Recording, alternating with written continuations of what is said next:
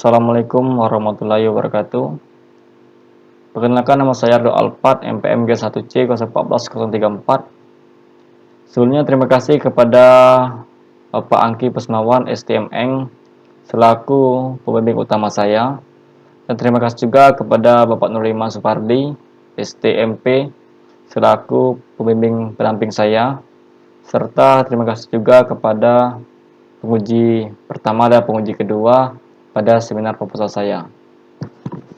Adapun judul dari penelitian saya yaitu kaji eksperimental proses penyulingan minyak asiri berbahan baku tanaman nilam atau Pogostemon kablin dengan metode destilasi uap air. Adapun latar belakang dari penelitian saya yaitu Indonesia merupakan pemasok minyak asiri nilam terbesar dunia dengan kontribusi 90%. Minyak asiri nilam digunakan secara luas untuk pembuatan parfum, kosmetik, pewangi sabun, dan obat-obatan. Minyak asiri nilam diperoleh melalui proses penyulingan dari bagian daun atau batang tanaman nilam. Penyulingan dapat dilakukan dengan 3 metode, yaitu dengan metode destilasi air, metode destilasi uap, dan metode destilasi uap air. Salah satu penentu kualitas minyak asiri yaitu rendemen. Adapun tujuan dari penelitian saya, yang pertama yaitu dapat membuat alat dan melakukan penyulingan dengan menggunakan metode destilasi uap air pada tanaman nilam untuk menghasilkan rendemen minyak asiri yang terbaik. Yang kedua yaitu mengetahui pengaruh variasi tekanan kettle terhadap hasil rendemen minyak asiri dari tanaman nilam. Adapun batasan masalah dari penelitian saya, yang pertama yaitu metode yang digunakan adalah metode destilasi uap air. Yang kedua yaitu bahan yang digunakan adalah tanaman nilam dari Kabupaten Bengkulu Utara.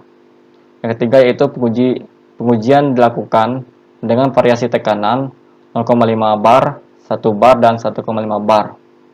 Yang keempat yaitu pengujian juga dilakukan dengan variasi temperatur 75 Celcius, 80 Celcius, dan 85 Celcius. Adapun manfaat dari penelitian saya, yang pertama yaitu dapat membuat alat destilasi uap air dan beroperasi dengan baik. Yang kedua yaitu menjadi referensi atau acuan masyarakat luas dalam membuat dan produksi minyak nilam. Tanaman nilam. Tanaman nilam termasuk famili Lamiaceae dan bentuk fisiknya seperti tanaman perdu. Daunnya berwarna hijau kemerahan, pokoknya harum dan berbentuk bulat, serta bercabang banyak. Dengan tinggi pohonnya sekitar 60 cm dan batangnya tidak terlalu kokoh. Tanaman nilam dikualifikasikan sebagai berikut. Kingdomnya Plantae, divisinya Spermatophyta, subdivisinya Agiospermae, ordonya Labiatales, genusnya Pogostemon, spesiesnya Pogostemon kablin. Nah, ini adalah gambaran dari bibit tanaman nilam. Yang pertama, ini adalah penanaman tanaman nilam. Lalu yang di bawahnya itu adalah perkebunan pada tanaman nilam. Yang ini adalah minyak yang dihasilkan pada tanaman nilam tersebut. Nah, minyak asiri. Minyak asiri nilam tergolong dalam minyak yang mudah menguap dengan komposisi dan titik didih yang berbeda-beda. Komponen utama dalam minyak nilam adalah 4 koli alkohol. Minyak nilam memiliki ciri warna kuning jernih dan memiliki wangi khas dan sulit dihilangkan. Destilasi. Destilasi atau biasa dikenal dengan penyulingan merupakan proses perubahan fasa cair menjadi uap dan dari uap tersebut akan didinginkan melalui kondensor, kemudian berubah menjadi cairan kembali atau dikondensasikan, seperti pada animasi tersebut. Metode destilasi minyak asiri. Untuk mendapatkan minyak asiri, terdapat beberapa proses yang dapat dilakukan, antara lain yang pertama itu dengan destilasi air, di mana destilasi air itu dengan metode perebusan. Bahan yang akan destilasi dimasukkan ke dalam air, kemudian direbus sampai mendidih.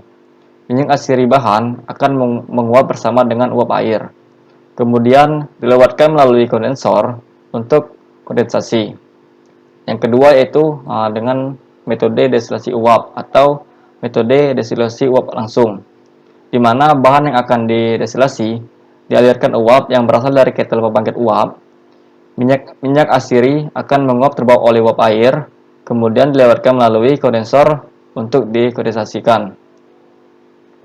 Yang ketiga yaitu dengan metode destilasi uap air, di mana metode ini yaitu dengan menggunakan metode pengukusan, di mana bahan yang akan didestilasikan dikukus dalam pengukusan atau kettle.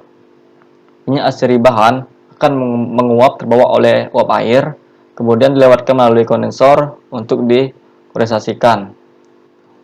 Adapun dalam alir pada penelitian saya, dari mulai pembuatan desain, pembuatan alat, proses penyulingan bekerja, jika tidak kembali lagi ke pembuatan desain, jika ia lanjut ke pengujian tekanan dan temperatur, pengolahan data, perhitungan perbandingan rendamen, hasil pembahasan, kesimpulan, selesai. Skema alat pengujian.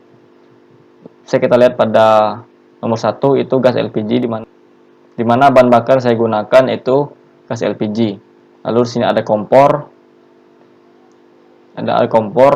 untuk pemanas pada kettle. Lalu kettle saya gunakan ini menggunakan panci presto atau panci pertekanan. Dan nomor 4 ini ada alat ukur tekanan dan temperatur, di mana untuk mengukur tekanan dan temperatur pada kettle.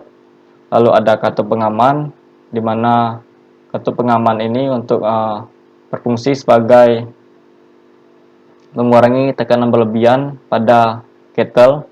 Lalu ada katup atau keran untuk memvariasikan tekanan pada kettle dan untuk membuka laju uap mengalir ke kondensor.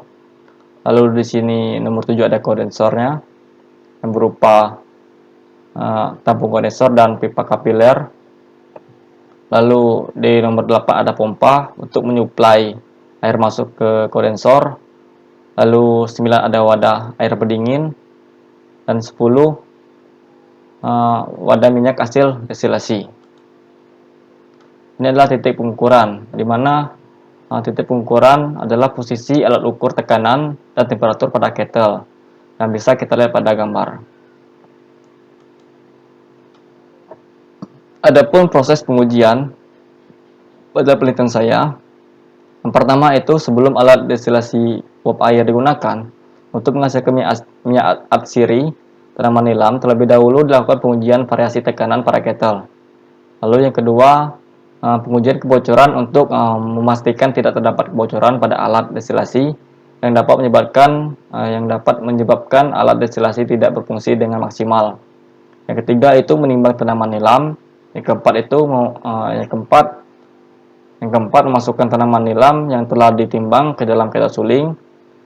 Yang kelima mengisi kettle dengan air. Yang keenam menghubungkan komponen alat yang terdiri dari kettle dan kondensor dengan pipa penghubung. Lalu yang ketujuh mengalirkan air pada kondensor. Yang kedelapan memanaskan air dan mencatat waktu yang dibutuhkan untuk mendidih sampai pada tetesan pertama. Yang ke-9 itu menunggu hasil penyulingan dengan waktu yang ditentukan. Yang ke-10 memindahkan minyak tanaman nilam hasil destilasi ke dalam gelas ukur untuk mengukur volume yang dihasilkan. Matrik data pengujian. Matrik data adalah kemungkinan data pada pengujian yang akan dilakukan, terdiri dari tabel dan grafik. Bisa kita lihat pada tabel. Di sini ada tekanan kettle. Di sini saya menggunakan tekanan kettle 0,5 bar, 1 bar dan 1,5 bar. Lalu ada temperatur kettle. Di sini saya menggunakan temperatur 75 Celcius, 40 Celcius dan 85 Celcius. Lalu di sini ada massa bahan baku dengan satuan gram, volume minyak dan air dengan satuan mili. Ini volume minyak atau FM dengan satuan mili. Lalu di sini ada rendamen minyak dengan satuan persen.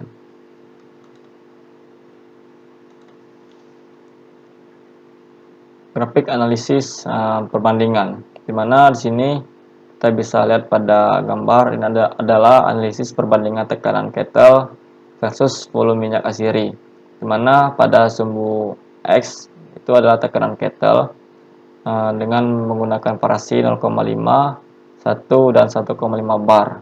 Lalu di sumbu Y itu adalah volume minyak yang satuan mili. Sini saya menggunakan diagram batang. Nantinya pada warna hijau, batang warna hijau itu merupakan variasi temperatur dengan 75 Celcius, warna biru yaitu 80 Celcius, dan warna abu-abu yaitu 85 Celcius. Dan ini kita bisa lihat pada gambar, ini adalah analisis perbandingan tekanan kettle versus redamen minyak asiri, di mana pada sumbu X yaitu tekanan kettle yang satuan bar dengan memvariasikan tekanan 0,5 bar, 1 bar dan 1,5 bar. Lalu di sumbu Y persen redaman minyak yang dihasilkan. Lalu di sini saya menggunakan diagram batang juga. Nanti pada batang pada warna hijau itu 75 Celcius, pada batang warna biru itu 80 Celcius, dan pada grafik batang yang abu-abu itu 85 Celcius. Dari saya, wassalamualaikum warahmatullahi wabarakatuh.